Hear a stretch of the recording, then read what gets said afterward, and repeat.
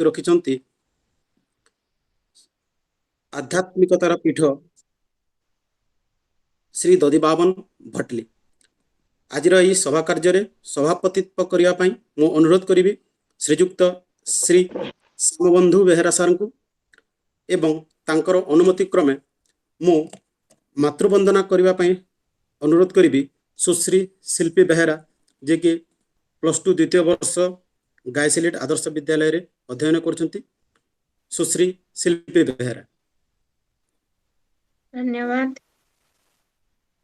हृदपि च चन्दनमस्मिन् देशे ग्रामो ग्रामः सिद्धवनं यत्र च बाला देवी स्वरूपा बालाः सर्वे श्रीरामा बालाः सर्वे श्रीरामा हरिमन्दिरमिदमखिल शरीर धनशक्ति जनसेवाय यत्र च क्रीडायै वनराज धेनुर्माता परमशिवा धेनुर्माता परमशिवा नित्यं प्रातः शिवगुणगानं दीपनुति खलु शत्रुपरा यत्र च बाला देवी स्वरूपा बालाः सर्वे श्रीरामा बालाः सर्वे श्रीराम भाग्यविधायिनि दाजितकर्म यत्र श्रमर्षि यमर्जयते त्यागधनानां तपोनिधेनं गाथां गायति कविवाणी गाथं गायति कविवाणी गङ्गाजलमिव नित्यनिर्मल ज्ञानं संसति यति वाणी यत्र च बाला देवी स्वरूपा बालाः सर्वे श्रीरामा बालाः सर्वे श्रीरामा। धन्यवाद। धन्यवाद सुश्री शिल्पी बेहेरा भौणी। वर्तमान मो विवेकवाणी पठन करिया पई अनुरोध करिबि श्री सुमंत बेहेरा +3 अर्थशास्त्र प्रथम वर्ष रेवेन्सा विश्वविद्यालय। श्री सुमंत बेहेरा। धन्यवाद सर।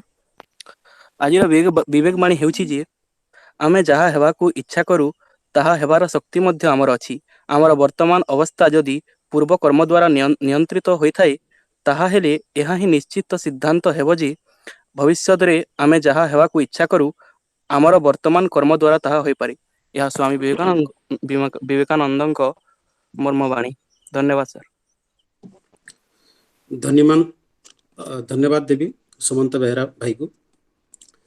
आमे जानि छंती भटली श्री दधिबाबन मंदिर एवं श्याम मंदिर पई प्रसिद्ध सारा ओडिसा रे जोठी को पश्चिम ओडिसा कहीं निकटवर्ती छत्तीसगढ़ और विभिन्न प्रांतरू रथयात्रा समय रे लक्ष लक्ष लोकंकर एठाको आगमन होता है।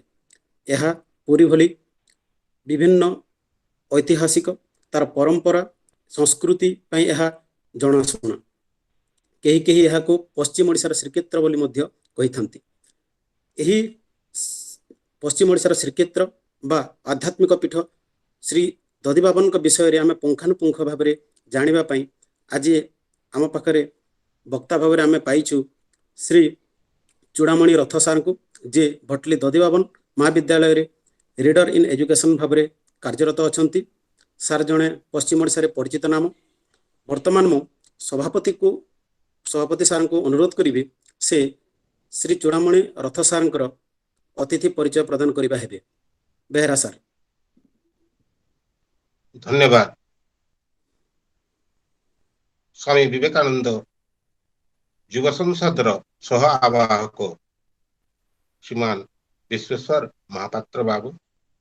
धन्यवाद देवी मु जे मातृवंदना रखिथिले समस्त सम्मुखरे शिल्पी स्वरूप बेहेरा मो निजर झियो ता सहित धन्यवाद देवी विवेक वाणी पठन करिथिबा सुमंत बेहेरा। आज आमर एक अपूर्व संयोग। आज आंतर्जातिक योग दिवस तथा ଆନ୍ତର୍ଜାତିକ ସଙ୍ଗୀତ ଦିବସ ମଧ୍ୟ। ଆଜି ପରି ଦିନରେ ସ୍ୱାମୀ ବିବେକାନନ୍ଦ ଲୋକ ସଂସଦ ବରଗଡ଼ ଜିଲ୍ଲା ସ୍ୱାମୀ ବିବେକାନନ୍ଦ ଲୋକ ସଂସଦର ବିଚାରଧାରା ଫୋରମରୁ ତାର ମାଟିର ମହକ କାର୍ଯ୍ୟକ୍ରମରେ ଆଜି ବିଷୟବସ୍ତୁ ରଖିଛି ଆଧ୍ୟାତ୍ମିକତାର ପୀଠ ଶ୍ରୀ ଦଧିବାମନ ଭଟ୍ଟିଲି। ଆମ ସ୍ୱାମୀ ବିବେକାନନ୍ଦ ଲୋକ ସଂସଦ ବରଗଡ଼ ଜିଲ୍ଲା ସବୁବେଳେ ଜାରି ରଖିଛି ତାର ମାଟିର ମହକକୁ, ମାଟିର ବାସ୍ନାକୁ ଆପଣମାନଙ୍କ ସମ୍ମୁଖରେ ରଖିବା ପାଇଁ। ଆଜି ମୁଁ ସମସ୍ତଙ୍କୁ ବରଗଡ଼ ଜିଲ୍ଲା ଶାଖା ତରଫରୁ ସ୍ୱାଗତ କରୁଛି, ମୋର ନମସ୍କାର ଜଣାଉଛି। ସ୍ୱାମୀ ବିବେକାନନ୍ଦ ଲୋକ ସଂସଦ ବରଗଡ଼ ଜିଲ୍ଲା ମାଟିର ମହକ କାର୍ଯ୍ୟକ୍ରମରେ ଏଇ ଜିଲ୍ଲାର ବରପୁତ୍ର ମାନଙ୍କୁ ଆପଣମାନଙ୍କ ସମ୍ମୁଖରେ ରଖିଛି। ବିଭିନ୍ନ ଐତିହାସିକ ପୀଠର ଗାଥାକୁ ଆପଣମାନଙ୍କ ଆଗରେ ପରସି ଦେବା ପାଇଁ ସବୁବେଳେ ଚେଷ୍ଟିତ। ବରଗଡ଼ ଜିଲ୍ଲା ମାଟିର ବରପୁତ୍ର ଗଙ୍ଗାଧର ମେହେରଙ୍କ ଆଲୋଚନା ଆମେ କରିଛୁ। ପଦ୍ମଶ୍ରୀ ସୁଧାଚରଣ ଆଚାର୍ଯ୍ୟଙ୍କର ଆମେ କରିଛୁ। ଲୋକକବି ରତ୍ନ ପଦ୍ମଶ୍ରୀ ହଳଧର ନାଗ ତାଙ୍କ ବିଷୟରେ ମଧ୍ୟ ଆମେ ଆଲୋଚନା କରିଛୁ। ପୁଣ୍ୟପୀଠ ନୃସିଂହନାଥ ମନ୍ଦିର ଉପରେ ଆମେ ଆଲୋଚନା ରଖିଛୁ। ଆଜି ଠିକ ସେମିତି ଏକ ଦିନରେ ଆମେ ଆଧ୍ୟାତ୍ମିକତାର ପୀଠ ଭଟ୍ଟିଲି ଦଧିବାମନ ମନ୍ଦିର ବିଷୟବସ୍ତୁ ଉପରେ ଆଲୋଚନା ରଖିଛୁ।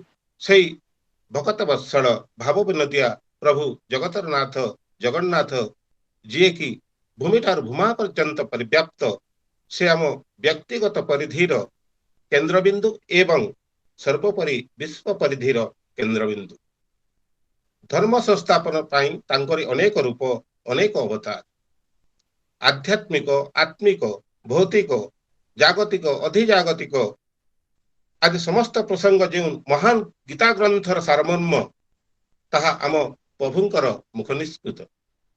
ସେଇ ବିଷୟବସ୍ତୁ, ସେଇ ଆଧ୍ୟାତ୍ମିକତା ଉପରେ ଆଜି ଆମ ଆଲୋଚନା କରିବା ପାଇଁ ଆମର ଅହୋଭାଗ୍ୟ, ଆମର ସୌଭାଗ୍ୟ ଆମେ ପାଇଛୁ ଶ୍ରୀମାନ ଚୂଡ଼ାମଣି ରଥ ସାରଙ୍କୁ, ଯିଏକି ସେଇ ଆମର ଏକ ଅପୂର୍ବ ସଂଯୋଗ ସେଇ ଭଟ୍ଟିଲି ସ୍ଥିତ ଶ୍ରୀ ଦଧିବାମନ ମହାବିଦ୍ୟାଳୟ ଭଟ୍ଟିଲିର ଶିକ୍ଷା ବିଭାଗର ପ୍ରାଧ୍ୟାପକ ଭାବରେ ସେ କାର୍ଯ୍ୟରତ। କେବଳ ଯେ ତାଙ୍କର ଜଣେ ଛାତ୍ରବତ୍ସଳ ପ୍ରାଧ୍ୟାପକ ଭାବରେ ସେ ଚର୍ଚ୍ଚିତ ନୁହନ୍ତି, ତା ସହିତ ତାଙ୍କର ସେ ବିଶେଷ ଭାବରେ ଚର୍ଚ୍ଚିତ ଅଛନ୍ତି, ସେ ଜଣେ ନାଟ୍ୟକାର, ନାଟ୍ୟ ନିର୍ଦ୍ଦେଶକ। ତାଙ୍କ ଦ୍ୱାରା ନିର୍ଦ୍ଦେଶିତ ଏବଂ ତାଙ୍କ ପ୍ରଦର୍ଶିତ ସେଇ ନାଟ୍ୟଗୁଚ୍ଛ ମଧ୍ୟରୁ ଅନେକ ଏଇ ଲୋକଙ୍କ ଦ୍ୱାରା ବିଶେଷ ଭାବରେ ଆଦୃତ ହେଇପାରିଛି। ସେଇ ନାଟ୍ୟଗୁଚ୍ଛ ଭିତରୁ ମୁଁ କିଛି ଆପଣମାନଙ୍କ ସମ୍ମୁଖରେ ରଖିବା ପାଇଁ ଚେଷ୍ଟା କରୁଛି। ଆମେ ଜନ୍ମା ଭିନ୍ନ ଏକ ସୂର୍ଯ୍ୟୋଦୟ, ଯାହାକି ନାଟ୍ୟ ରୂପାନ୍ତର ହେଇଛି। ଝାରବିଲେଇ, ପାଏଖୁଜେନ, ଜିଭେଦୟା, ଫାସିଦିଆମାଲ, ମିର୍କିଟିଆ, ଚଡ଼କ, ଲହଙ୍ଗେର ଯାହାକି ଭଞ୍ଜ କଳା ମଣ୍ଡପ ଭୁବନେଶ୍ୱର ଠାରେ ମଧ୍ୟ ପ୍ରଦର୍ଶିତ ହେଇସାରିଛି ଏବଂ ଆଦୃତ ହେଇସାରିଛି। ତମସୋମା ଜ୍ୟୋତିର୍ଗମୟ, ଆଜମୁଇ, କ୍ୟାଲସେ, ପରଦିନେ, ଜୋଙ୍କ, ଆଶାପୁରାନୁ ଆମେରିକା, ମୁଦ୍ରା ପଥର, ଯେଉଁ ମୁଦ୍ରା ପଥର କି ରବୀନ୍ଦ୍ର ମଣ୍ଡପ ଭୁବନେଶ୍ୱରରେ ମଧ୍ୟ ପ୍ରଦର୍ଶିତ ହେଇଛି 2017 ମସିହାରେ। ଆଉ ଗୋଟେ ରବୀନ୍ଦ୍ର ମଣ୍ଡପରେ ପ୍ରଦର୍ଶିତ ହେଇଛି ନାସ୍ତି ପ୍ରଜ୍ଞା ସମପ୍ରଭା। ସେ এই ସମାଜ ଧର୍ମୀ ନାଟ୍ୟଗୁଚ୍ଛ ସମାଜ ନିକଟରେ ପ୍ରଦର୍ଶନ କରି ପୁରସ୍କୃତ ହେଇଛନ୍ତି ମଧ୍ୟ। ତାଙ୍କର ସେ ଜଣେ ସମ୍ବଲପୁର ଆକାଶବାଣୀର ସ୍ୱୀକୃତି ପ୍ରାପ୍ତ କଳାକାର। ଯୁବ ଉଦୟନ ସମ୍ମାନ ଲାଭ କରିଛନ୍ତି ସମ୍ବଲପୁରରୁ। ଧର୍ନୀ ଆୱାର୍ଡ ପାଇଛନ୍ତି। ଚତୁର୍ଦ୍ଦଶ ପୁସ୍ତକ ମେଳା ବରଗଡ଼ ଠାରୁ ସେ ନିର୍ମଳ ଚନ୍ଦ୍ର ସ୍ମୃତି ସମ୍ମାନ ପାଇଛନ୍ତି। ତିହାର ସାଂସ୍କୃତିକ ଅନୁଷ୍ଠାନ ଅତାବିରା ଦ୍ୱାରା ମଧ୍ୟ ସମ୍ମାନିତ ହୋଇସାରିଛନ୍ତି। ଜାତୀୟ ଦିବସ ପାଳନ ସମିତି ଭଟ୍ଟିଲି ଦ୍ୱାରା ମଧ୍ୟ ସେ ସମ୍ମାନିତ ହୋଇଛନ୍ତି।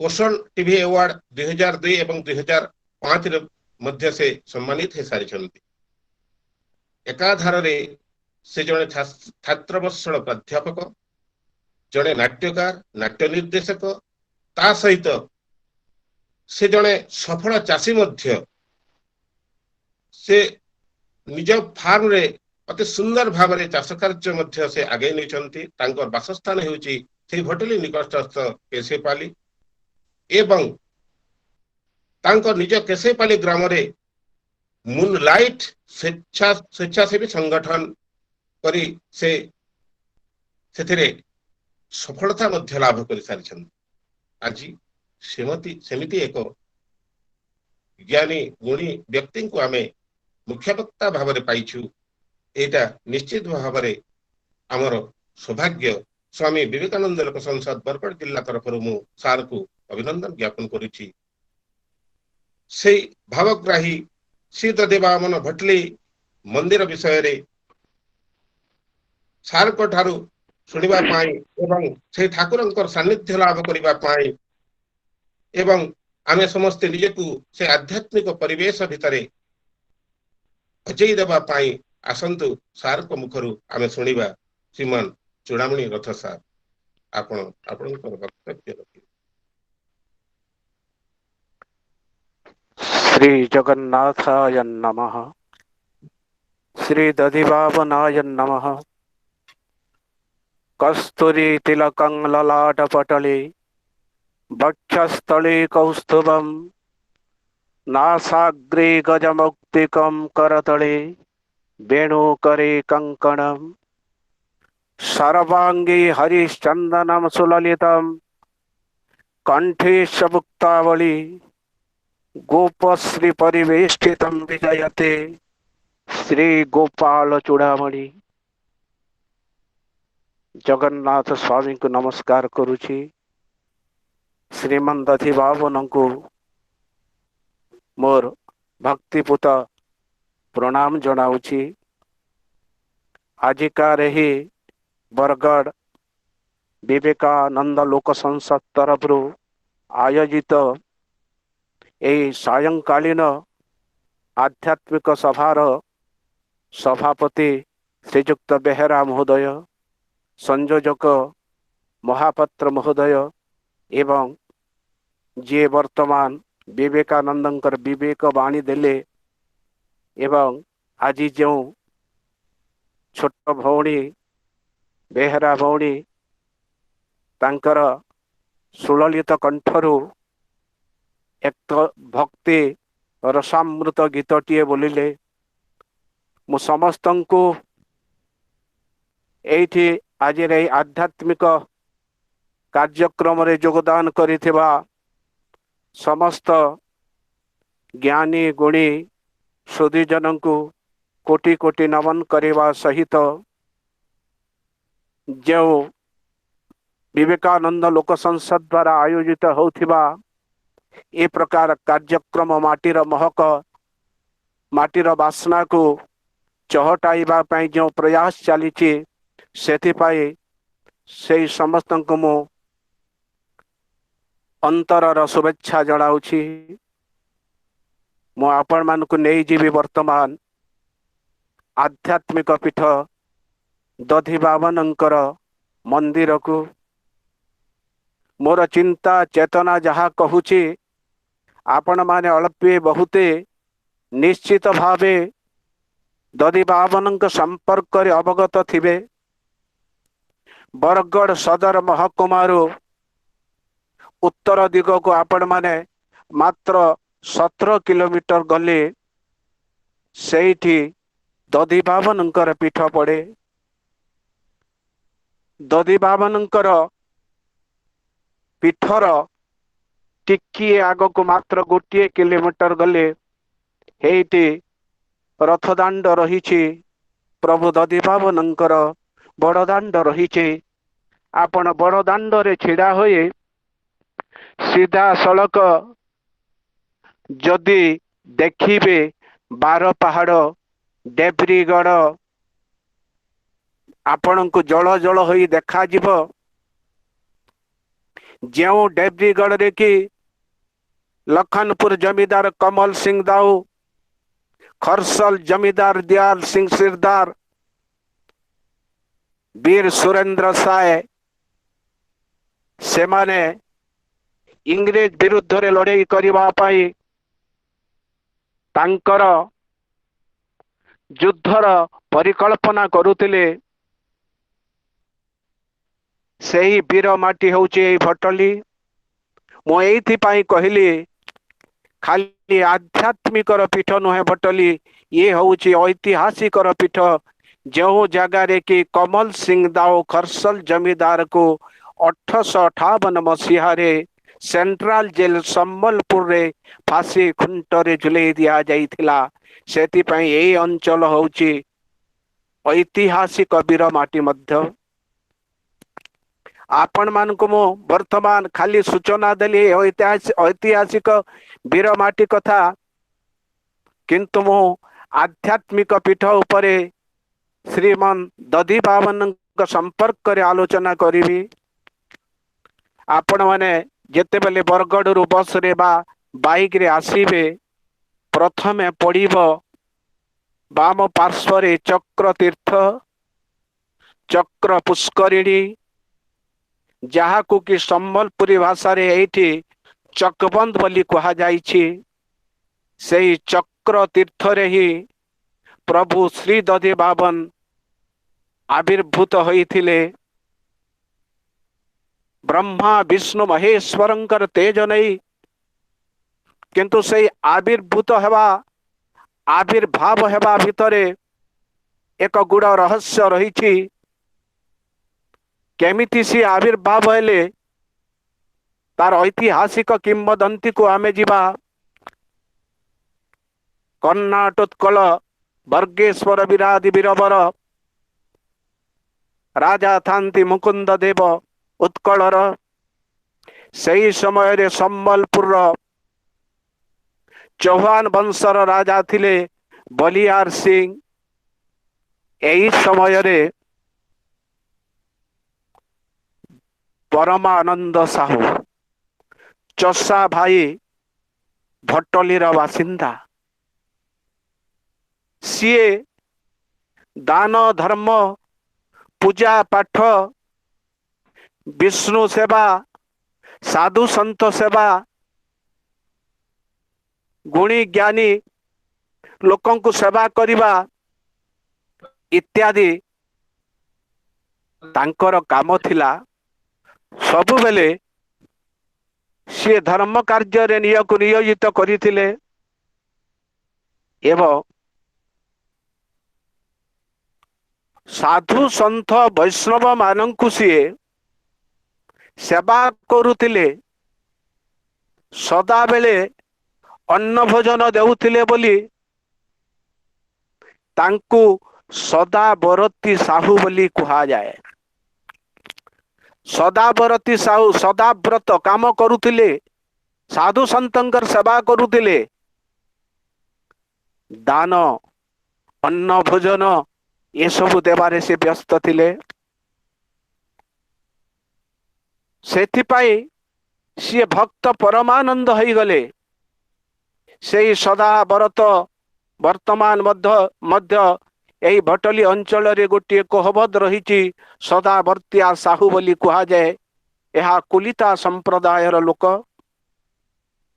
कौ कालरू परमानंदंक वंशधर दारु ब्रह्म को तांक घरे मंदिर स्वरूप रखी पूजा करी आसुथिले।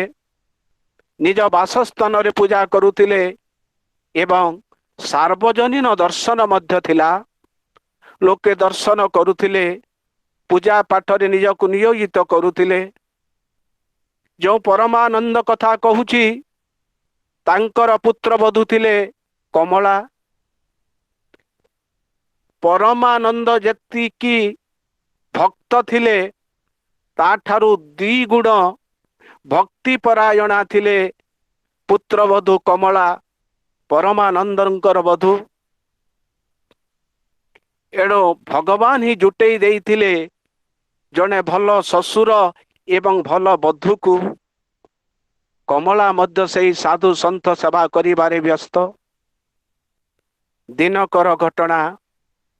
ସବୁବେଳେ ତ ଭଗବାନ ଭକ୍ତକୁ ପରୀକ୍ଷା କରନ୍ତି, ସେମିତି ପରମାନନ୍ଦକୁ ଏକ ପରୀକ୍ଷା ଦେବାକୁ ପଡ଼ିଛି। ଭଗବାନଙ୍କ ସାମ୍ନାରେ କେମିତି ପରୀକ୍ଷା ସିଏ? ନା ଇଏ ତ ସବୁବେଳେ ସାଧୁ ସନ୍ତଙ୍କୁ ସେବା କରୁଥାନ୍ତି। ଇଏ ବାବା ବୈଷ୍ଣବ ମାନଙ୍କ ରହିବା ପାଇଁ ଏକ ମଠ କରିଥାନ୍ତି, ଯୋଉ ମଠରେ କି ସହସ୍ରାଧିକ ସାଧୁ ସନ୍ତ ରହିପାରିବାର ବ୍ୟବସ୍ଥା ଥିଲା। ହଠାତ୍ ମରୁଡ଼ି ପଡ଼ି ଯାଇଛି ଏକ ବର୍ଷ। ସବୁଆଲେ ନିଅଣ୍ଟ ପଡ଼ିଛି, ହାହାକାର ହେଇଛି। ଏହି ସମୟରେ 715 ନାଗା ବାବା ପହଞ୍ଚିଗଲେ ଭକ୍ତ ପରମାନନ୍ଦଙ୍କର ଦାଣ୍ଡ ଦୁଆରେ।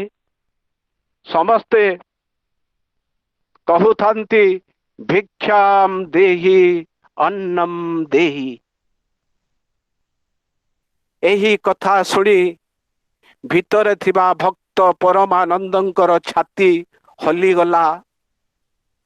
ପୁତ୍ରବଧୂ କମଳାକୁ କହିଲେ, ମା, ଘରେ କିଛି ନାହିଁ, ଭଣ୍ଡାର ଶୂନ୍ୟ ଅଛି, ଅଥଚ ଏତେ ନାଗା ବାବା ଆସି ଘର ଦୁଆରେ ଦାଣ୍ଡ ଦୁଆରେ ଭିକ୍ଷା ପାଇଁ ସେମାନେ ଆମକୁ କାକୁତି ମିନତି କଲେଣି। ଅନ୍ନ ଦେବା କଥା କେମିତି କରିବା ମା? କିଛି ଉପାୟ ପାଇଲେ ନାହିଁ ଭକ୍ତ ପରମାନନ୍ଦ। ଏଇଠି ଭକ୍ତ ଏବଂ ଭଗବାନଙ୍କର ପରୀକ୍ଷା ଚାଲିଛି। ଭଗବାନ ପରୀକ୍ଷା କରୁଛନ୍ତି ଭକ୍ତ ପରମାନନ୍ଦକୁ, ଯେମିତି ରାମଚନ୍ଦ୍ରଙ୍କୁ ପରୀକ୍ଷା କରିଥିଲେ ଦେବୀ। ରାମଚନ୍ଦ୍ର ଚଣ୍ଡୀ ପାଠ କଲା ବେଳେ, ଦୁର୍ଗା ପୂଜା କଲା ବେଳେ ଅଷ୍ଟୋତ୍ତର ପଦ୍ମ ଫୁଲ ଚଢ଼େଇବା କଥା, କିନ୍ତୁ ଯେତେବେଳେ ଅଷ୍ଟୋତ୍ତର ପଦ୍ମ ଫୁଲ ଚଢ଼ାଇବାକୁ ଯାଇଛନ୍ତି ମର୍ଯ୍ୟାଦା ପୁରୁଷୋତ୍ତମ ଶ୍ରୀ ରାମଚନ୍ଦ୍ର, ସେତେବେଳେ ଗୋଟିଏ ଫୁଲ ନଥିଲା। ଯେଣୁ ରାମଚନ୍ଦ୍ରଙ୍କୁ କମଲ ନୟନ କୁହାଯାଏ। ସେ ତାଙ୍କର ତୀକ୍ଷ୍ଣ ସ୍ୱରରେ ସେଇ କମଲ ନୟନକୁ ତାଡ଼ି ଦେଇ ଦେବୀଙ୍କୁ ଚଢ଼େଇବାକୁ ପ୍ରସ୍ତୁତ ହେଲା ବେଳେ ଦେବୀ ଉଭା ହେଲେ ଏବଂ କହିଲେ, ମୁଁ ପରୀକ୍ଷା କରୁଥିଲି, ତମେ ପରୀକ୍ଷାରେ ପାସ୍ ହେଇଯାଇଛ। ସେହିପରି କାହାଣୀ ରହିଛି ହରିଶ୍ଚନ୍ଦ୍ରଙ୍କର ପଛରେ। ହରିଶ୍ଚନ୍ଦ୍ର ମଧ୍ୟ ଏମିତି ପରୀକ୍ଷା ଦେବାକୁ ପଡ଼ିଲା ତାଙ୍କୁ, ଏବଂ ସିଏ ମଧ୍ୟ ପରୀକ୍ଷାରେ ପାସ୍ ହେଇଗଲେ। ଧର୍ମର ଜୟକୁ ଦେଖେଇ ଦେଲେ, ସତ୍ୟରୁ ଜୟକୁ ଦେଖେଇ ଦେଲେ। ଠିକ ସେହିପରି ଘଟଣା ବର୍ତ୍ତମାନ ଘଟିବାକୁ ଯାଉଛି ପରମାନନ୍ଦ ପକ୍ଷରେ। ପରମାନନ୍ଦ ବର୍ତ୍ତମାନ କିଂ କର୍ତ୍ତବ୍ୟମ୍ ବିମୂଢ଼। କିଛି ଉପାୟ ନ ପାଇ ବଧୂ କମଳାକୁ କହିଲେ, ମା, ମୋ ପାଖରେ କିଛି ଉପାୟ ନାହିଁ। ମୁଁ ବାଡ଼ି ପଟ ବାଟ ଦେଇ ବିଲକୁ ଚାଲି ଯାଉଛି। ତୁ ସେଇ ସାଧୁ ସନ୍ଥ ବାବା ମାନଙ୍କୁ, ନାଗା ବାବା ମାନଙ୍କୁ ସନ୍ତୁଷ୍ଟ କଥା କହି, କଅଁଳେଇକି କଥା କହି, ବାଁରେଇକି କଥା କହି ତାଙ୍କୁ ତୁ ବିଦା କରିଦେବୁ। ମୋ ପାଖରେ ଆଉ ଉପାୟ ନାହିଁ। ଏତେ କହି ପରମାନନ୍ଦ ଚାଲିଗଲେ ବାଡ଼ି ବାଟ ଦେଇ ନିଜ ବିଲକୁ। ସେଇ ବିଲରେ କିନ୍ତୁ ତାଙ୍କ ମନରେ ଚିନ୍ତା ଘାରୁଥାଏ। କଣ ଚିନ୍ତା ଘାରୁଥାଏ? ଘରେ କଣ ହେଇଥିବ? ବାବା ମାନେ ଅଭିଶାପ ଦେଇଥିବେ କି? କମଳା କେମିତି କରିଥିବ? ଏଇ କଥା ଚିନ୍ତା କରୁଥାନ୍ତି। ଭକ୍ତ ପରମାନନ୍ଦ ଦୂରରୁ ଦେଖିଲେ ବାବା ମଠରେ ନିଆଁରୁ ଧୂଆଁ ଉଠୁଛି। ଆଶ୍ଚର୍ଯ୍ୟ ହେଇଗଲେ, ଭାବିଲେ ଏ ବାବା ମାନଙ୍କ ରୋଷେଇ କରିବା ପାଇଁ କାଳେ କିଏ କଣ ଦେଲା କି?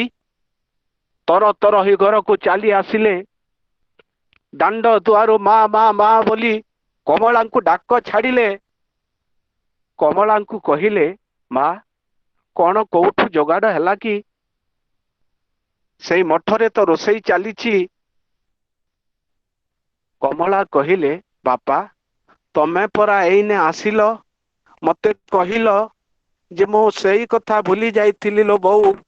ଭଣ୍ଡାର ଆଉ ଗୋଟିଏ ଥିଲା, ଆଉ ଜାଗାରେ କିଛି ଅନ୍ନ ଥିଲା, ମୁଁ ଖୋଲି ଦଉଛି।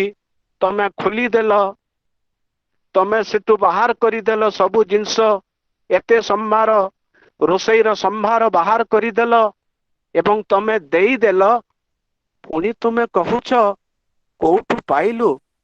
ତୁମେ ଏପରି ପ୍ରଶ୍ନ କେମିତି ପଚାରୁଛ? ବାପା ଆଶ୍ଚର୍ଯ୍ୟ ହୋଇଗଲେ ଭକ୍ତ ପରମାନନ୍ଦ। କହିଲେ, ମା ତୁ ଧନ୍ୟ ହେଇଗଲୁ, ତୁ ଭାଗ୍ୟବତୀ, ତୁ ସ୍ୱୟଂ ବିଷ୍ଣୁଙ୍କୁ ଦର୍ଶନ କରିପାରିଛୁ, ତୁ ଭଗବାନ ଜଗନ୍ନାଥଙ୍କୁ ଦର୍ଶନ କରିପାରିଛୁ, ଦାରୁ ବ୍ରହ୍ମକୁ ତୁ ଦର୍ଶନ କରିପାରିଛୁ। ସବୁ ଅପୂର୍ଣ୍ଣତାର ପୂର୍ଣ୍ଣ ସିଏ, ସବୁ ଅସମ୍ଭବର ସମ୍ଭବ ସିଏ, ସବୁ ପ୍ରଶ୍ନର ଉତ୍ତର ସିଏ, ସବୁ ଶୂନ୍ୟ ସ୍ଥାନର ପୂରଣ ସିଏ। ତୁ ଭାଗ୍ୟବତୀ ମା। ବାସ୍ତବରେ ପରମାନନ୍ଦ ଆସିନଥିଲା।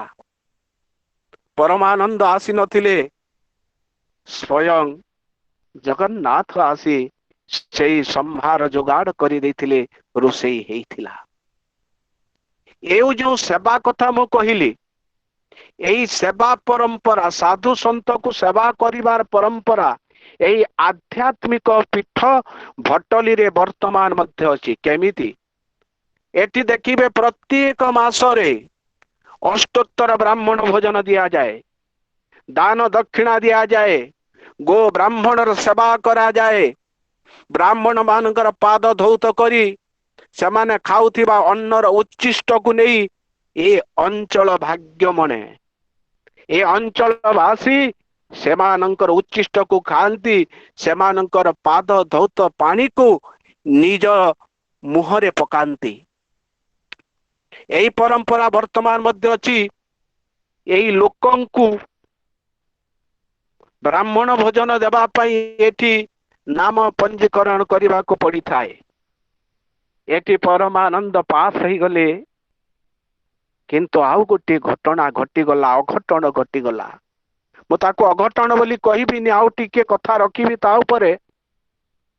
ହଠାତ୍ ବୈଶାଖର ପ୍ରଚଣ୍ଡ ରୌଦ୍ର ତାପରେ ମଧ୍ୟାହ୍ନ ସମୟ, ସେଇ ସମୟରେ ନିଆଁ ଲାଗିଗଲା ଭଟଲି ଗାଁରେ। ହୁତୁ ହୁତୁ ହି ନିଆଁ ଜଳୁଛି। ହଠାତ୍ ନିଆଁ ଆସି ପଶି ଯାଇଛି ପରମାନନ୍ଦଙ୍କର ଘରକୁ। ଯେଉଁ ମନ୍ଦିରେ ଭଗବାନ ଅଛନ୍ତି, ଦାରୁ ବ୍ରହ୍ମ ଅଛନ୍ତି, ସେଇ ମନ୍ଦିରେ ନିଆଁ ଲାଗି ଯାଇଛି।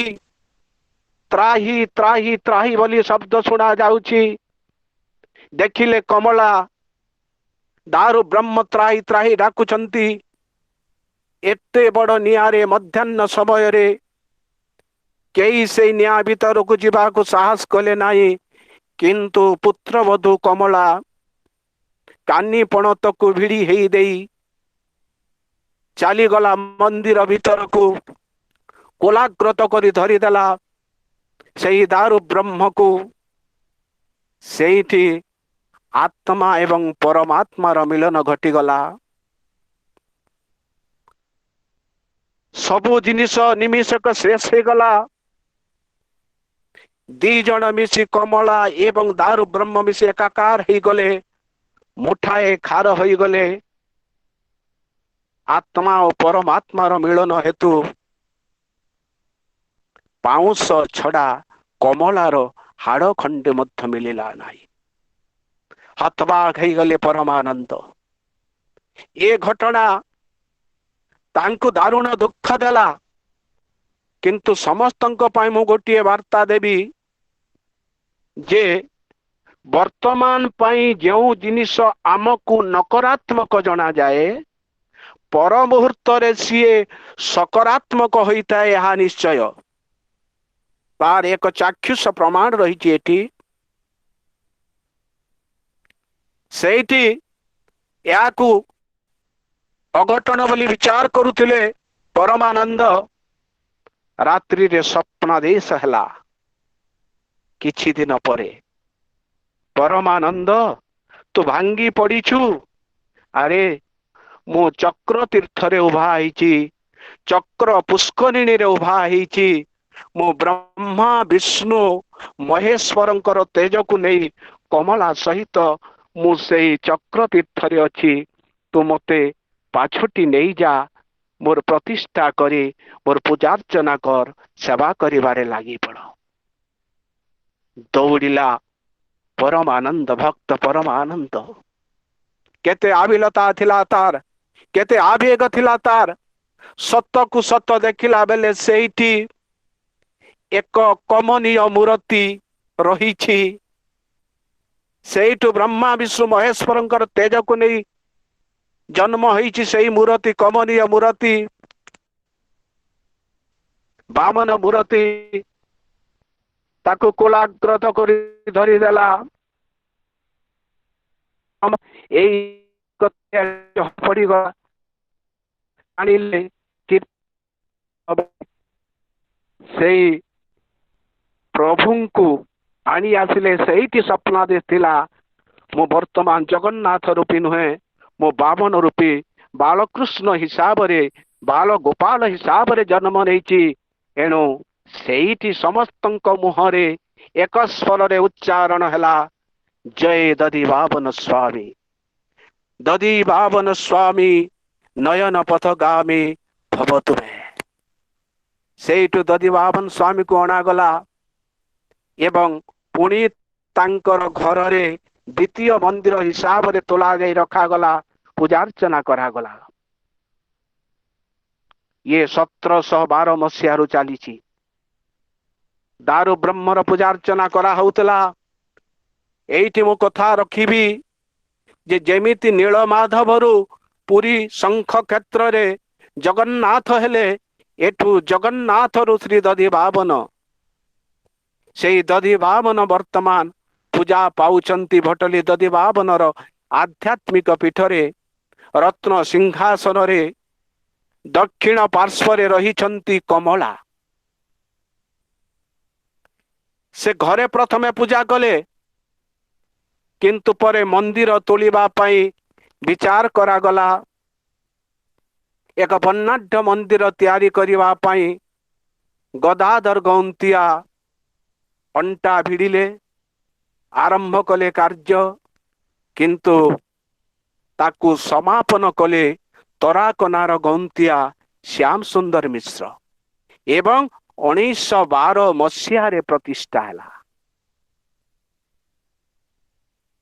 ଏଇଠୁ ଭାବନ୍ତୁ, ସେଇ ବର୍ଣ୍ଣାଢ୍ୟ ମନ୍ଦିରରେ ଦକ୍ଷିଣ ପାର୍ଶ୍ୱରେ ରହିଛନ୍ତି ସେଇ ପୁତ୍ରବଧୂ କମଳା, ଯିଏକି ସତୀ ହାରି ରୂପେ ପୂଜା ପାଆନ୍ତି। ସେ ପଞ୍ଚମହାସତୀଙ୍କର ଗୁଣରୁ କମ୍ ଗୁଣ ନଥିଲା ତାଙ୍କର। ସେଇ ସତୀ ନିଜ ଜୀବନକୁ ହାରି ଦେଇଥିଲେ ଭଗବାନଙ୍କ ପାଇଁ ବୋଲି ସତୀ ହାରି ବୋଲି କୁହାଯାଏ। ସତୀ ହାରି ନାମରେ ପ୍ରତ୍ୟେକ ଅନୁଷ୍ଠାନ ବର୍ତ୍ତମାନ ଭଟଲିରେ ବିରାଜିତ। ଆପଣ ଦଧିବାବନ ମହାବିଦ୍ୟାଳୟ ପାଇବେ, ସତୀହାରି ହାଇସ୍କୁଲ ପାଇବେ। ପ୍ରତ୍ୟେକ ଜିନିଷ ସେଇ ଦଧିବାବନ ଏବଂ ସତୀହାରିଙ୍କ ନାମରେ ରହିଛି। କାହିଁକି ନା ତାଙ୍କୁ ଆଧ୍ୟାତ୍ମିକର ଆଖ୍ୟା ଦିଆଯାଉଛି। ସେଇ ଆସନରେ ତାଙ୍କୁ ଆମେ ବିଭୂଷିତ କରିଛୁ, ବସେଇଛୁ। ସେଇ ଭଟଲି ଅଞ୍ଚଳବାସୀ ଏଇଠି ଦଧିବାବନଙ୍କର ପୂଜା ନୀତି ଏବଂ ଜଗନ୍ନାଥଙ୍କର ପୂଜା ନୀତି ପ୍ରାୟତଃ ସମାନ, ଫରକ ନାହିଁ। ସେଇ ଦ୍ୱାର ଫଟା ନୀତି, ସେଇ ପହଡ଼ ଭଙ୍ଗା ନୀତି ଏଇଠି ରହିଥାଏ। କିନ୍ତୁ ଏତିକି, ଏଇଠି ଯେଉଁ ଦିନ ଠାରୁ ପ୍ରଭୁ ଦଧିବାବନ ହେଲେ, ସିଏ ବାଲ ଭୋଗ ଖାଇଲେ, ତାଙ୍କୁ ଅନ୍ନ ଭୋଗ ଦିଆଗଲା ନାହିଁ। କମଳା ଏବଂ ଦଧିବାମନ ଯେହେତୁ एकत्र रहिले तांकु गोटिए थाली रे ही नैवेद्य जाए। कमलांक पई अलगा नैवेद्य हुए नाही कि दधि बाबनंक पई अलगा नैवेद्य हुए नाही। मु कहिथिली ସେଇ ଯେତେବେଳେ ପୋଡ଼ିଗଲେ ସେ ପୋଡ଼ିଲା ସମୟରେ ଆତ୍ମା ଏବଂ ପରମାତ୍ମା ଏକାକାର ହେଇ ଯାଇଥିଲେ। ସେଇଥିପାଇଁ ଦୁଇ ଜଣଙ୍କୁ ଏକ ଥାଳିରେ ନୈବେଦ୍ୟ ଦିଆଯାଏ, ତୁଳସୀ ପତ୍ର ଦିଆଯାଏ। ଏଠି ଆଉ କୋଉ ପରମ୍ପରାରେ ଭିନ୍ନତା ରହିଛି ନା, ଯୋଉ ମୂର୍ତ୍ତି ଆସିଲା, କିଛି ଲେଖକ ଲେଖିଲେ ସିଏ ଶିଳା ମୂର୍ତ୍ତି, ଶିଳା ବ୍ରହ୍ମ, କିଛି ଲୋକ ଲେଖିଲେ ଦାରୁ ବ୍ରହ୍ମ, କିଛି ଲୋକ ଏମିତି ଜିନିଷ ଲେଖିଲେ କେଉଁଥିରେ ତିଆରି ତାକୁ କହନ୍ତି ଯେଉଁମାନେ ପହଣ୍ଡି ବିଜୟ କରନ୍ତି, ଯୋଉ ବ୍ରାହ୍ମଣ ମାନେ। ଏଇ ଅଞ୍ଚଳର ବ୍ରାହ୍ମଣ ମାନେ ବିନା ପାଉଣାରେ, ବିନା ଦରମାରେ ଭଗବାନଙ୍କର ପହଣ୍ଡି ବିଜୟ କରିଥାନ୍ତି। ସେଇମାନଙ୍କୁ ପଚରା ଯାଇଥିଲା ଯେ ତୁମେ ଯୋଉ ମୂର୍ତ୍ତିକୁ ବୋହିକି ନଉଛ, ସ୍ପର୍ଶ କରୁଛ, ସେଇ ମୂର୍ତ୍ତି ଦାରୁ ମୂର୍ତ୍ତି ନା ଶିଳା ମୂର୍ତ୍ତି? ସେମାନେ ମନ୍ତ କହିପାରିଲେ ନାହିଁ। ସେମାନେ କହନ୍ତି ନା ଇଏ ଦାରୁ ମୂର୍ତ୍ତି, ନା ଇଏ ଶିଳା ମୂର୍ତ୍ତି, ଇଏ ସ୍ୱୟଂ ପରମ ବ୍ରହ୍ମ, ଇଏ ସ୍ୱୟଂ ବିଷ୍ଣୁ ପରମ ବ୍ରହ୍ମ ଏଇଠି। ସେଥିପାଇଁ ଏଠି ନବକଳେବର ହୁଏ ନାହିଁ ଦଧିବାବନ ମନ୍ଦିରରେ। ଯେଉଁ ନବକଳେବର ହୁଏ ଜଗନ୍ନାଥଙ୍କ ପୀଠରେ, କାହିଁକି ତାଙ୍କୁ ଦଧିବାବନ କୁହାଗଲା? ଦଧିବାବନ ତାଙ୍କର ମୂର୍ତ୍ତି ବାବନ ସଦୃଶ, ବାଲ ଗୋପାଳ ସଦୃଶ। ଏବଂ ବାଲ ଗୋପାଳ କୃଷ୍ଣ କଣ ବେଶୀ ତାଙ୍କର ଆଦର ଥିଲା ନା ଦହି ଖାଇବା, ମହି ଖାଇବା, ଗୋରସ ଖାଇବା, ଲବଣୀ ଖାଇବା। ସେଇଥିରୁ ଏଇ ଦଧିବାବନ ଶବ୍ଦ ଆସିଲା। ସିଏ ହେଲେ ଦଧିବାବନ ବାଲ ଗୋପାଳ କୃଷ୍ଣ ଅବତାର। ଇଏ ଆଧ୍ୟାତ୍ମିକ ପୀଠର ଅନେକ କାହାଣୀ ରହିଛି। ଇଏ 1912ରେ ପ୍ରତିଷ୍ଠିତ ହେଲା। କିନ୍ତୁ ଏଇ ଦଧିବାବନଙ୍କୁ କଣ ଚଢାଯାଏ ନା ତୁଳସୀ ଦଳ। ପ୍ରତିଦିନ ସହସ୍ରାଧିକ ତୁଳସୀ ଦଳର ମାଳ ଗଠା ଯାଏ, ମାଳ ଗୁନ୍ଥା ଯାଏ, ଗଜରା ମାଳ ଗୁନ୍ଥା ଯାଏ। ଏତେ ତୁଳସୀ ଆସେ କୋଉଠି? ଏଠି ତୁଳସୀ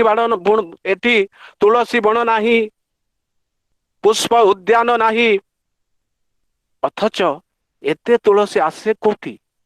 ମୁଁ ତ କହିବି, ଯେତିକି ତୁଳସୀ ଦଳ ଏବଂ ପୁଷ୍ପରେ ପ୍ରଭୁ ଦଧିବାବନଙ୍କୁ ସେବା କରାଯାଏ, ଏତିକି ଫୁଲ ପୁଷ୍ପ, ଏତିକି ପୁଷ୍ପ ପତ୍ର, ତୁଳସୀ ପତ୍ର କେଉଁ ମନ୍ଦିରରେ ବି ଚଢା ହଉନଥିବ ବୋଲି ମୁଁ ଭାବେ, ଅନୁମାନ କରେ।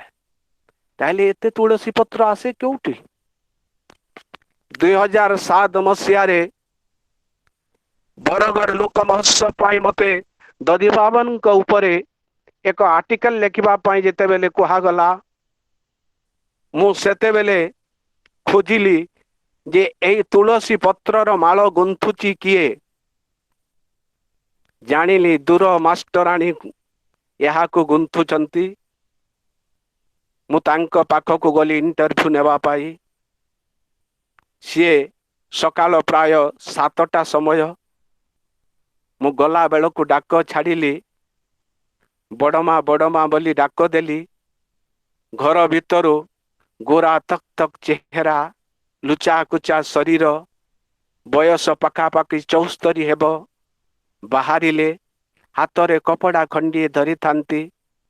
ମୁଁ ତାଙ୍କୁ କହିଲି, ବଡ଼ମା, ମୁଁ ତମକୁ କିଛି ପଚାରିବାକୁ ଆସିଛି।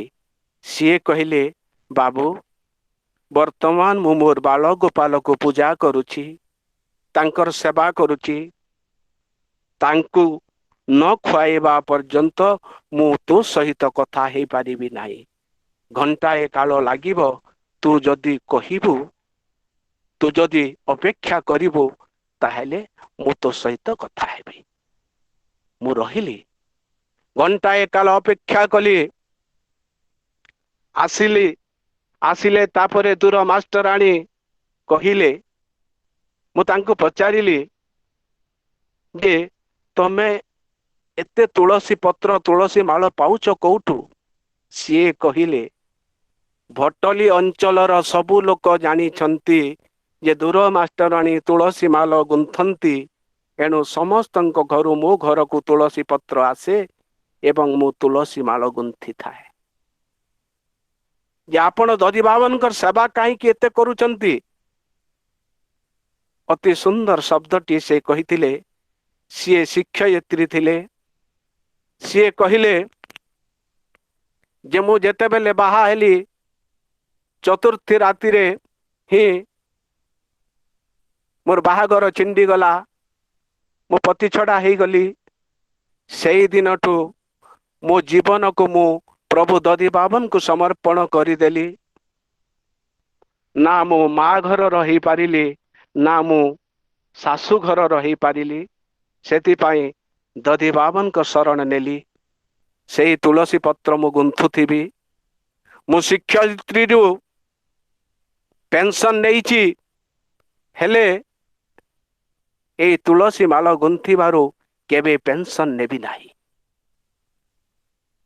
ଇଏ ଥିଲା ତାଙ୍କର ପରିଭାଷା। ମୁଁ ଯେତେବେଳେ ତାଙ୍କୁ ପଚାରିଲି ଯେ ତମେ ତୁଳସୀ ପତ୍ର ଗୁନ୍ଥୁଛ, ଏବେ ତମ ଗଲା ପରେ କିଏ କରିବ? ସିଏ କହିଲେ, ମୋ ବାପ ଘରର ଦାୟା ଯାହା ଅଛନ୍ତି ସେମାନେ ସେଇ କାର୍ଯ୍ୟ କରିବେ। ବାସ୍ତବରେ ବର୍ତ୍ତମାନ ଦୂର ମାଷ୍ଟରାଣୀ ନାହାନ୍ତି, କିନ୍ତୁ ସେଇ ତାଙ୍କର ବାପ ଘରର ଦାୟାତ ମାନେ ସେଇ ତୁଳସୀ ମାଳ ଗୁନ୍ଥୁଛନ୍ତି। ଏଇଠି ପବିତ୍ର ରଥଯାତ୍ରା ହୁଏ। ସେଠି ଯେମିତି ରଥଯାତ୍ରା ହେଉଛି ସେଇ ଦିନ ସେଇ ପରମ୍ପରା ଏଇଠି ମଧ୍ୟ ବଜାୟ ରହେ। ସେଇ ପହଣ୍ଡି ବିଜୟ ହୁଏ। ରଥଯାତ୍ରା କରିବା ପାଇଁ, ରଥ ତିଆରି କରିବା ପାଇଁ ଏ ଅଞ୍ଚଳର ବାର୍ଦ୍ଧକ୍ୟ ମାନେ ବଢେଇ ମାନେ ଆସନ୍ତି। 20 ଦିନ କାଳ କଠିନ ପରିଶ୍ରମ କରି ରଥ ନିର୍ମାଣ କରନ୍ତି। 472 ଖଣ୍ଡ କାଠରେ ରଥ ତିଆରି ହୁଏ, ହେଲେ କେହି ପାରିଶ୍ରମିକ ନିଅନ୍ତି ନାହିଁ। ବିନା ମୂଲ୍ୟର ସେବାୟତ ଏମାନେ। ଟଙ୍କା ପଇସା ତାଙ୍କର ଦରକାର ନାହିଁ। ବିନା ଦ୍ୱିଧାରେ ପ୍ରଭୁ ଦଧିବାବନଙ୍କ ରଥ ତିଆରି କରିଦିଅନ୍ତି। ଯେଉଁଦିନ ରଥଯାତ୍ରା ହେବ, ଡାହୁକକୁ ଡକାଯାଏ ନାହିଁ, ଡାହୁକ ତଳେ ଛିଡା ହେଇଥାଏ। ଯିଏ ନାଗରା ବଜେଇବ, ଯିଏ ଘଣ୍ଟ ବଜେଇବ, ସିଏ ଆପେ ଆପେ ଆସିଥାନ୍ତି। ବିନା ମୂଲ୍ୟରେ ଏଇଠି କାର୍ଯ୍ୟ ହୁଏ। ଏହାର ସ୍ପେଶିଆଲିଟି ସ୍ୱତନ୍ତ୍ର ରହିଛି। ରଥ ଛୁଆ। ରଥ ଛୁଆ କଣ ନା, ଛୁଆଙ୍କୁ ରଥ ଛୁଆ ଯିବ। ଏଇ ଅଞ୍ଚଳ କାହିଁକି ଛତିଶଗଡ଼ ଅଞ୍ଚଳର ମଧ୍ୟ ଅତୁଟ ବିଶ୍ୱାସ ରହିଛି। ସେଇ ଦଧିଖିଆ ବାବନ ମୂର୍ତ୍ତି ଦଧିବାବନଙ୍କୁ ନିଜର ଛୁଆକୁ ଛୁଇଁଲେ, ସ୍ପର୍ଶ କରାଇଲେ ବାଳରିଷ୍ଟ କଟିଯାଏ, ଛୁଆଟି ଦୀର୍ଘାୟୁ ହୁଏ। ଏହି ଭାବନା, ଏହି ବିଶ୍ୱାସ ସମସ୍ତଙ୍କର ରହିଛି। ଏଣୁ ରଥ ଛୁଆ ଏକ ସ୍ୱତନ୍ତ୍ର ପର୍ବ।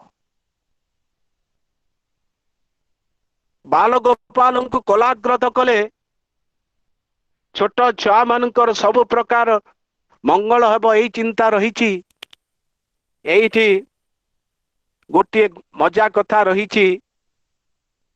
ପଣ୍ଡିତ ଗୌରଚନ୍ଦ୍ର ରଥ ତାକୁ ଦଖାଣୁଥିଲେ ଯେ ଦିନକର ଘଟଣା, ଏ ରଥ ଛୁଆ ସମୟର କାହାଣୀ। ଇଏ ଯେତେବେଳେ ରଥ ଛୁଆଇବା ପାଇଁ ଛୁଆଟିକୁ ଉପରକୁ ନିଆଗଲା, ତାକୁ ତୁଳସୀ ମାଲଟିଏ ତଳକୁ ପଠେଇ ଦିଆଗଲା।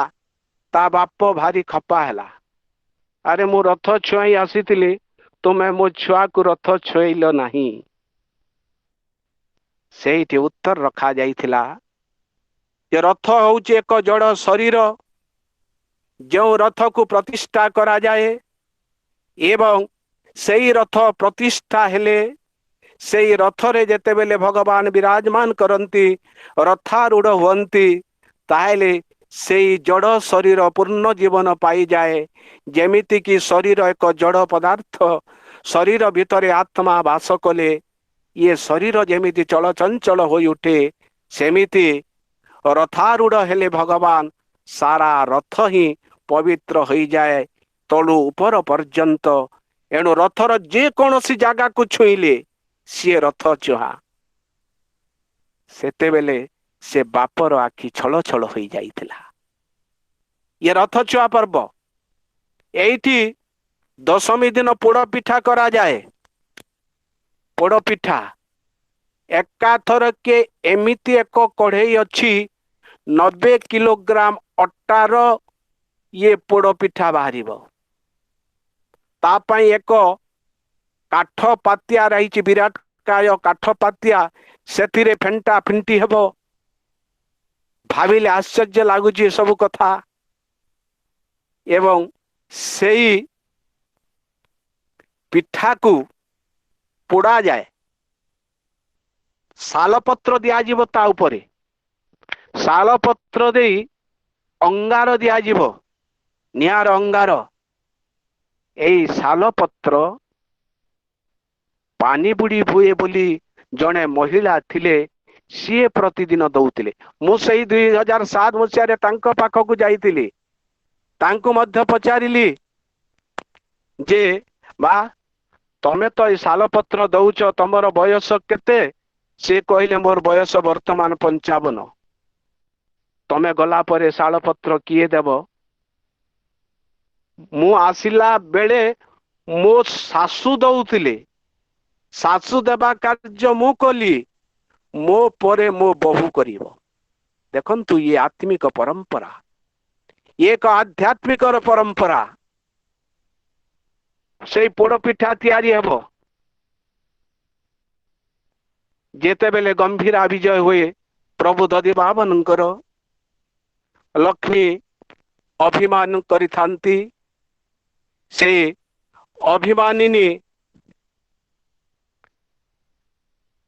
लक्ष्मींकर मान भंजन करिबा पाई एठी छंदावृत्ति रे गीत बोलुथिले चक्रपाणी रथ जहाँकि एबे शिवस्व पाणी ग्रही करिथांती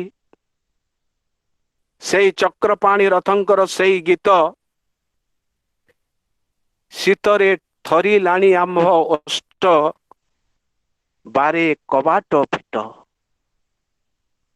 एते सुंदर छंदावृत्ति तार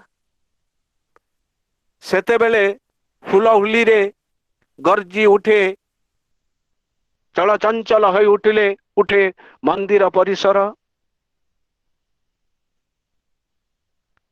यही दृश्य देखिबा पाई हजार हजार श्रद्धालु मंदिर भितरे भिड़ जमांती।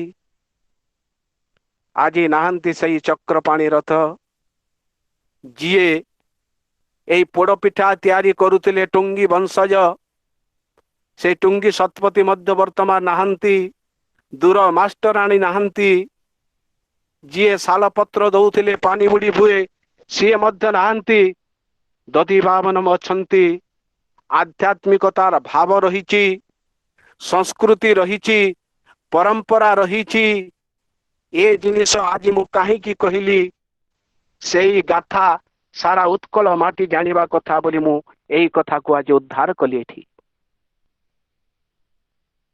एई मंदिर रे प्रति वर्ष गीता यज्ञ रामायण पाठ गीता पारायण विश्व शांति महायज्ञ मकर मिलन आपणकर प्रत्येक तिथि बार जेमिति 12 मासे 13 जात से जगन्नाथंकर रही एठी मध्य 12 मासे 13 जात से 1600 मसीह ही एठारे से रथ यात्रा हो आसुथिबार सूचना मिले तालपत्र पोथीरु सही कार्य एठी वर्तमान मध्य चली सही परंपरा आध्यात्मिक परंपरा रही समस्ते दधि बाबनकर तुलसी पत्र टिकिए पाइबा पाई विभल होई उठंती।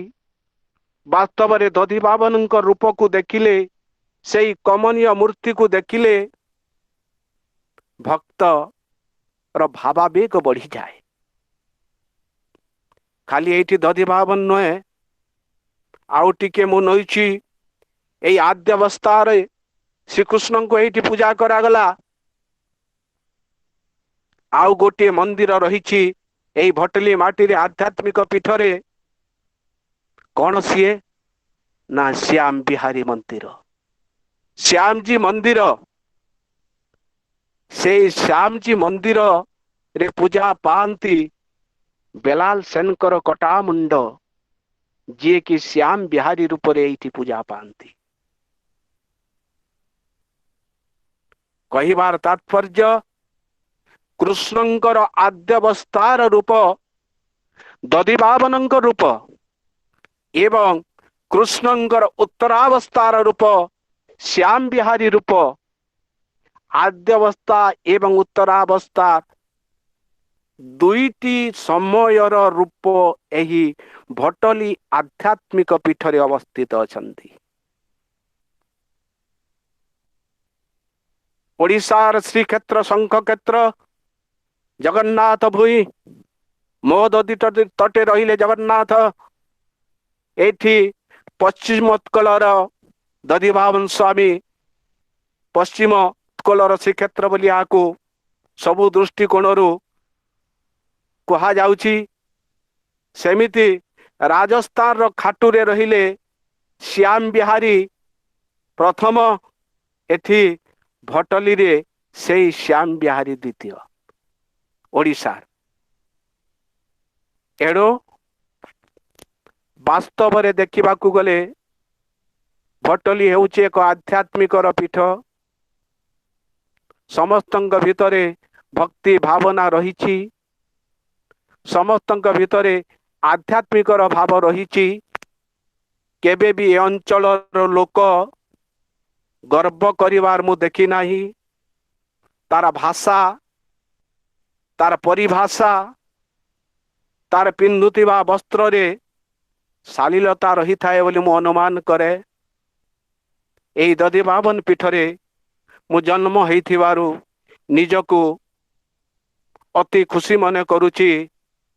ମୁଁ ଯଦି ପୁଣି କେବେ ପୁନର୍ଜନ୍ମ ନେବି, ଏହି ଦଧିବାବନଙ୍କ ମାଟିରେ ହିଁ ମୋର ଜନ୍ମ ହଉ, ଏହି ଆଧ୍ୟାତ୍ମିକ ପୀଠରେ ହିଁ ମୋର ଜନ୍ମ ହଉ, ଏତିକି ମୁଁ କହିବି। ଏହି ଦଧିବାବନଙ୍କ ବିଷୟରେ ପଣ୍ଡିତ ସଚିଦାନନ୍ଦ ରଥ, ଧନପତି ରଥ, ପଣ୍ଡିତ ଗୌରଚନ୍ଦ୍ର ରଥ, ପ୍ରଭାକର ପାଣିଗ୍ରାହୀ, ଲକ୍ଷ୍ୟବତୀ ମହାପାତ୍ର, ଶ୍ରୀବତ୍ସ ପାଣିଗ୍ରାହୀ ଇତ୍ୟାଦି ଅନେକ କବି ଏବଂ ଲେଖକ ତାଙ୍କର ଗବେଷଣାତ୍ମକ ମନ୍ତବ୍ୟ ପ୍ରଦାନ କରିଛନ୍ତି। ଏହାକୁ ଆହୁରି ଗବେଷଣା କରାଗଲେ ଦଧିବାବନଙ୍କର ଯେଉଁ ଆଧ୍ୟାତ୍ମିକର ଚିନ୍ତା ଚେତନା ରହିଛି, ସେହି ଚିନ୍ତା ଚେତନାରୁ ହିଁ ଆମର ଚୈତନ୍ୟର ଉଦୟ ହେବ। ମୁଁ ଏହି ଦଧିବାବନଙ୍କ ଚଢ଼ା ତୁଳସୀର ବାସ୍ନାକୁ ଚହଟାଇବା ପାଇଁ ମୋ ତରଫରୁ ମୁଁ ପ୍ରୟାସ କରିଥିଲି, କିନ୍ତୁ ମୋର ପ୍ରୟାସଟି ଇଏ ମହାସମୁଦ୍ରର ଶଙ୍ଖୁଏ ପାଣି ସହିତ ସମାନ। ଭଗବାନଙ୍କର ଲୀଳା, ଭଗବାନଙ୍କର କଥା, ଭଗବାନଙ୍କର କଥାମୃତକୁ ବର୍ଣ୍ଣନା କରିବା ପାଇଁ, କହିବା ପାଇଁ କେହି ସକ୍ଷମ ନୁହନ୍ତି। ମୁଁ ତାଙ୍କର କେଇ ବିନ୍ଦୁ ଲୀଳା ମାତ୍ର ଆପଣଙ୍କୁ ପରସିଛି। ସେଠି ମୁଁ ବି ସେତେ ବିଜ୍ଞ ନୁହେଁ। ଭଗବାନଙ୍କୁ ଚିହ୍ନିବା ତ ଅତି କଷ୍ଟକର ବ୍ୟାପାର। ସେ ଯାହା ହଉ, ଆଜି ଦଧିବାବନଙ୍କର ଚଢ଼ା ତୁଳସୀ ଟିକିଏ ମୁଁ ତମମାନଙ୍କୁ ପରସି ଦେଇଛି, ଆପଣମାନଙ୍କୁ ପରସି ଦେଇଛି। ସେଇ କଦମ୍ବର ବାସ୍ନାକୁ, ଶ୍ରୀକୃଷ୍ଣଙ୍କର କଦମ୍ବର ବାସ୍ନାକୁ ଆପଣମାନଙ୍କ ପାଖକୁ ପହଞ୍ଚେଇ ଦେଇଛି। ଯେଉଁମାନେ ଆଜିର ଏହି ଆଧ୍ୟାତ୍ମିକ ଅଧ୍ୟାୟରେ ଯୋଗଦାନ କରି ଦଧିବାବନଙ୍କର ସାମୃତକୁ ଶୁଣୁଥିଲେ, ସେଇମାନଙ୍କୁ ମୁଁ କୋଟି କୋଟି ନମନ କରୁଛି। ଦଧିବାବନକୁ ଆଉ ଥରେ ପ୍ରଣାମ କରି दंडवत करी साष्टांग प्रणिपात करी मोर वक्तव्य को एठी पूर्णछेद दउछि। पुणी थरे समस्त को नमस्कार एवं धन्यवाद। बहुत बहुत धन्यवाद श्रीमान रथ सार। मनुष्य समाज क्लिपत्व दूर करिवार महान मंत्र जो प्रभुंकर प्रत्येक बाणी रे ओडिया जातिर रीतिनीति परंपरा चालीचलणी संस्कृति भितर जो प्रभु सबु बेले विद्यमान से प्रभु पश्चिम ओडिशार श्रीक्षेत्र श्री दधिवामन भटली तांको उपरे एक चमत्कार किंवदंती एवं चमत्कार उपस्थापना करिथिबारु आपणଙ୍କୁ शत शत धन्यवाद।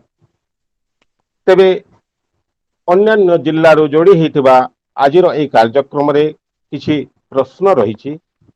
मो आपणଙ୍କୁ विनम्र अनुरोध करिबी सेही प्रश्न र किछि उत्तर रखिबे। तेबे एई प्रश्न उत्तर कार्यक्रम को परिचालन करिबा पई मो श्रीमान विश्वेश्वर महापात्र सार को अनुरोध करुछि। विश्वेश्वर बाबू। धन्यवाद बेहरा सर। बहुत सुंदर भाव में ऐतिहासिक पीठ श्री दधिवामन ऐतिहासिक पृष्ठभूमि परंपरा एवं ऐतिह्य विषय वर्णना करिगले। वर्तमान आम पाखे किछि प्रश्न रही सेगुड़ी को मु आपणकर पाखे उपस्थापन करी। सेगुड़ी है प्रथमे गौतम सामल प्रश्न करिसेंति जे पश्चिम ओडिशार श्रीक्षेत्र कहा जाउथबा भटली एवं पुरी श्रीक्षेत्र मध्य कोन सामंजस्य रहिछि। एठी मो कहिथिली मोर वक्तव्य रे जे पुरी श्रीक्षेत्र रे जो दिन रथ टଣା होची एठी मध्य सही दिन रथ टଣା होची। सेठी जेबे दशमी पालन होची बाहुडा यात्रा होची एठी बाहुडा यात्रा होची। सेठी जेबे भगवान कर जो द्वारपट्टा नीति पहड़ नीति जो रीति नीति नियम रही दधिवामन पीठरे मध्य सही रीति नीति नियम रही। खाली तफात एतिकी एठी नव कलेवर नाही एठी नवगुंजर रूप मु ताकू टिके पास आउट करी जाइथिली।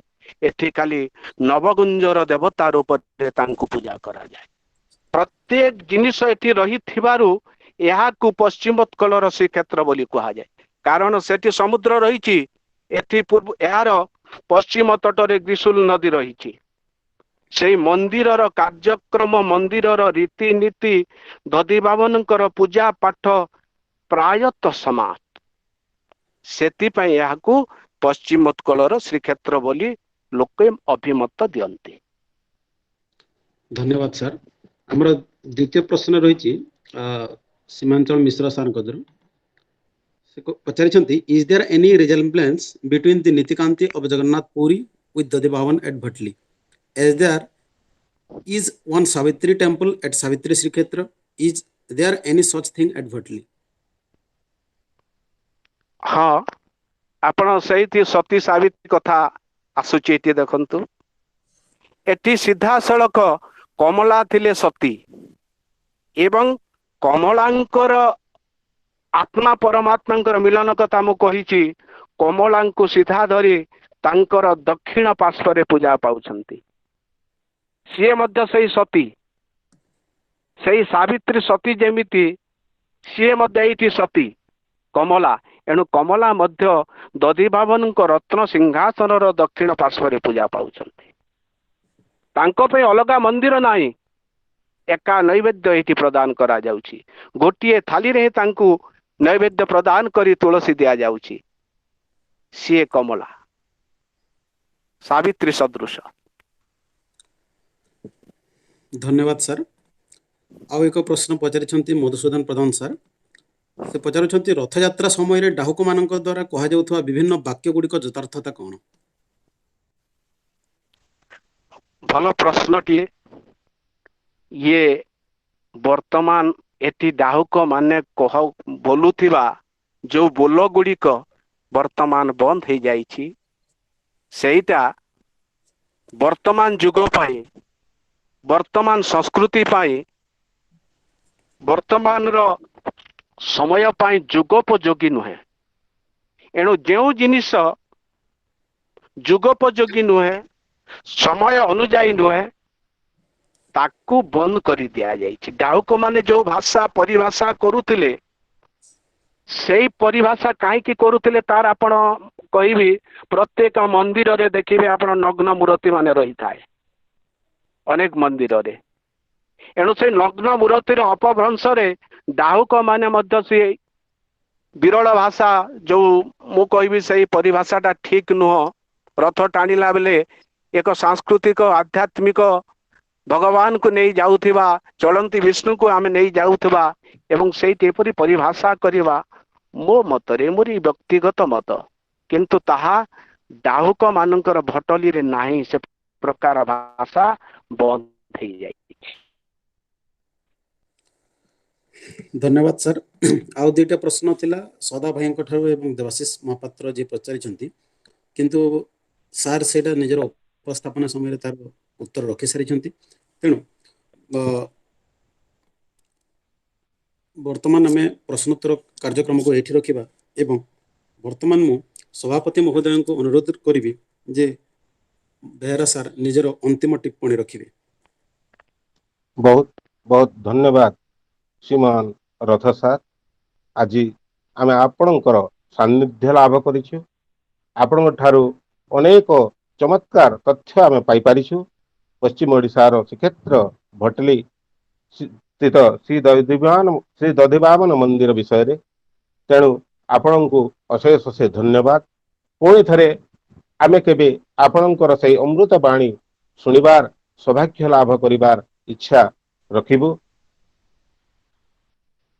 ତେବେ ଆଜି ସମୟ ଅତିବାହିତ ହୋଇଯାଇଛି, ତେଣୁକରି ବର୍ତ୍ତମାନ ମୁଁ ଅନୁରୋଧ କରିବି ଶ୍ରୀମାନ ଗୌତମ ସାମଲ, ଯିଏକି ଆମ ବରଗଡ଼ ଜିଲ୍ଲା ସ୍ୱାମୀ ବିବେକାନନ୍ଦ ଲୋକ ସଂସଦର ସମ୍ପାଦକ ଅଛନ୍ତି, ସେ ଧନ୍ୟବାଦ ଅର୍ପଣ କରିବେ। ଶ୍ରୀମାନ ସାମଲ ବାବୁ। ଦଧିବାମନ ସ୍ୱାମୀ ନୟନ ପଥଗାମୀ ଭବ ତୁମେ। ଶୁଭ ସନ୍ଧ୍ୟା ସମସ୍ତଙ୍କୁ ନମସ୍କାର। ସମ୍ମାନନୀୟ ବକ୍ତା ଶ୍ରୀ ଚୂଡ଼ାମଣି ରଥ ମହାଶୟ, ସଭାପତି ଶ୍ରୀ ଶ୍ୟାମବନ୍ଧୁ ବେହେରା ମହାଶୟ ଏବଂ ଆଜି କାର୍ଯ୍ୟକ୍ରମର ସଂଯୋଜକ ଶ୍ରୀମାନ ବିଶ୍ୱେଶ୍ୱର ମହାପାତ୍ର ମହାଶୟ, ସଜ୍ଜନ ମଣ୍ଡଳୀ ଏବଂ ଶ୍ରୋତା ବନ୍ଧୁ, ଆଜି ଭଳି ଏକ ସୁନ୍ଦର କାର୍ଯ୍ୟକ୍ରମରେ ମୁଁ ଧନ୍ୟବାଦ ଅର୍ପଣର ସୁଯୋଗ ପାଇଥିବାରୁ ନିଜକୁ ଧନ୍ୟ ମନେ କରୁଛି। ଆଜି ଆମର ସ୍ୱାମୀ ବିବେକାନନ୍ଦ ଲୋକ ସଂସଦ ବରଗଡ଼ ଶାଖା ତରଫରୁ ନବମ ଏହି ପାଠଚକ୍ରରେ ଆଜି ଆମେ ଶୁଣିଲେ ଆଧ୍ୟାତ୍ମିକତାର ପୀଠ ଶ୍ରୀ ଦଧିବାମନ ଭଟଲିଙ୍କ ବିଷୟରେ। ଆଜି ଆମର ମୁଖ୍ୟ ବକ୍ତା ଥିଲେ ଶ୍ରୀ ଚୂଡ଼ାମଣି ରଥ ମହାଶୟ, ଯିଏ ଭଟଲି ଦଧିବାମନ ପୀଠର ଐତିହାସିକ ପୃଷ୍ଠଭୂମି ଉପସ୍ଥାପନ କରିବା ସହିତ ତାର ଯୋଉ ପୌରାଣିକ କିମ୍ବଦନ୍ତୀ ଗୁଡ଼ିକ ଯାହା ରହିଛି ତାକୁ ସେ ଉପସ୍ଥାପନ ତାଙ୍କ ନାଟ୍ୟ ଶୈଳୀରେ ଆମକୁ ଉପସ୍ଥାପନ କଲେ। ମୁଁ ତ ବହୁତ ଜିନିଷ ଆଜି ଶିଖିଲି, ସେ ଜିନିଷ ଗୁଡ଼ା ମୁଁ ଦେଖିଛି। ଭଟଲି ପାଖରେ ହିଁ ମୋର ଜନ୍ମ, କିନ୍ତୁ ମୁଁ ଏତେ ଜିନିଷ ଜାଣିନଥିଲି। ମୁଁ ବହୁତ ଜିନିଷ ଶିଖିଲି ଆଜି। ମୁଁ ଆଶା କରୁଛି ଆପଣମାନେ ସମସ୍ତେ ନିଶ୍ଚିତ ଭାବରେ ବହୁତ ଜିନିଷ ଶିଖିଥିବେ ଏବଂ ଉପକୃତ ହୋଇଥିବେ। ତ ମୁଁ ତାଙ୍କୁ ଆମ ସ୍ୱାମୀ ବିବେକାନନ୍ଦ ଲୋକ ସଂସଦ ବରଗଡ଼ ଶାଖା ତରଫରୁ ଅଶେଷ ଅଶେଷ କୃତଜ୍ଞତା ଜ୍ଞାପନ କରୁଛି ଏବଂ ତାଙ୍କର ଦୀର୍ଘାୟୁ କାମନା କରୁଛି। ଦ୍ୱିତୀୟରେ ମୁଁ ଧନ୍ୟବାଦ ଦେବାକୁ ଚାହିଁବି ଆଜି କାର୍ଯ୍ୟକ୍ରମର ସଭାପତି ଶ୍ରୀ ଶ୍ୟାମବନ୍ଧୁ ବେହେରା ମହାଶୟ, ଯିଏକି ଆମ ପରିବାରର ଲୋକ। ସେ ସବୁବେଳେ ସୁନ୍ଦର ସଭାପତିତ୍ୱ କରି କାର୍ଯ୍ୟକ୍ରମକୁ ସଫଳ କରିଥାନ୍ତି। ତାଙ୍କୁ ମୁଁ ଅନୁଷ୍ଠାନ ତରଫରୁ ଧନ୍ୟବାଦ ଜ୍ଞାପନ କରୁଛି। ତୃତୀୟରେ ଧନ୍ୟବାଦ ଦେବି ଆଜି କାର୍ଯ୍ୟକ୍ରମର ସଂଯୋଜକ ଶ୍ରୀ ବିଶ୍ୱେଶ୍ୱର ମହାପାତ୍ର ମହାଶୟଙ୍କୁ, ଯିଏ ଆଜି କାର୍ଯ୍ୟକ୍ରମକୁ ଅତି ସୁନ୍ଦର ଭାବରେ ସଂଯୋଜନା କରିଛନ୍ତି। ତାପରେ ମୁଁ ଧନ୍ୟବାଦ ଦେବି ଆଜି ସଭା କାର୍ଯ୍ୟ ଯୋଉ ବନ୍ଦନାରେ ଆରମ୍ଭ ହୋଇଥିଲା, ଶିଳ୍ପୀ ବେହେରା ଭଉଣୀ ଯୋଉ ଉପସ୍ଥାପନ କରିଥିଲେ ଏବଂ ସୁମନ୍ତ ପ୍ରଧାନ, ଯାହାକୁ ବେହେରା ଆମେ କହିଲେ ଆକ୍ଚୁଆଲି ତାଙ୍କ ନାଁ ସୁମନ୍ତ ପ୍ରଧାନ, ସେ ବିବେକ ବାଣୀ ଉପସ୍ଥାପନ କରିଥିଲେ।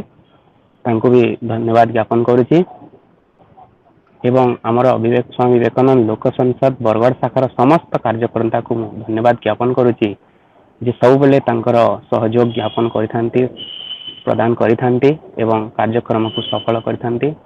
ଶେଷରେ ମୁଁ ଧନ୍ୟବାଦ ଦେବି ସମସ୍ତ ଉପସ୍ଥିତ ସମସ୍ତ ଶ୍ରୋତାବୃନ୍ଦ ଏବଂ ସଜ୍ଜନ ମଣ୍ଡଳୀଙ୍କୁ ଯେ ଆଜି ଉପସ୍ଥିତ ରହି ପ୍ରଶ୍ନ ପଚାରି ଆଜିର କାର୍ଯ୍ୟକ୍ରମକୁ ସଫଳ କରିଛନ୍ତି। ସମସ୍ତଙ୍କୁ ଧନ୍ୟବାଦ। ମୁଁ ସମସ୍ତଙ୍କର ସୁସ୍ଥ ସ୍ୱାସ୍ଥ୍ୟ ଏବଂ ନିରୋଗ କାମନା କରୁଛି। ଧନ୍ୟବାଦ, ସମସ୍ତଙ୍କୁ ଧନ୍ୟବାଦ। ବର୍ତ୍ତମାନ ମୁଁ ଶାନ୍ତି ପାଠ କରୁଛି। ଶାନ୍ତି ପାଠ କରିସାରିବା ପରେ ଆମର କାର୍ଯ୍ୟକ୍ରମ ସମାପ୍ତି ଘୋଷଣା କରିବେ ସଭାପତି ମହାଶୟ। सर्वे भवन्तु सुखिनः, सर्वे सन्तु निरामयाः, सर्वे भद्राणि पश्यन्तु, मा कश्चित् दुःखभाग् भवेत्। ॐ असतोर्मा सद्गमय, तमसोमा ज्योतिर्गमय, मृत्योर्मा अमृतं गमय। ॐ पूर्णमदः पूर्णमिदं पूर्णात् पूर्णम् उदच्यते, पूर्णस्य पूर्णमादाय पूर्णमेवावशिष्यते। ॐ शान्तिः शान्तिः शान्तिः। स्वामी विवेकानंद लोक संसद बरगड़ जिला तरफ पुणी थे समस्त को धन्यवाद ज्ञापन करुच्ची एवं आज पाठचक्र को समापन घोषणा करुच्ची।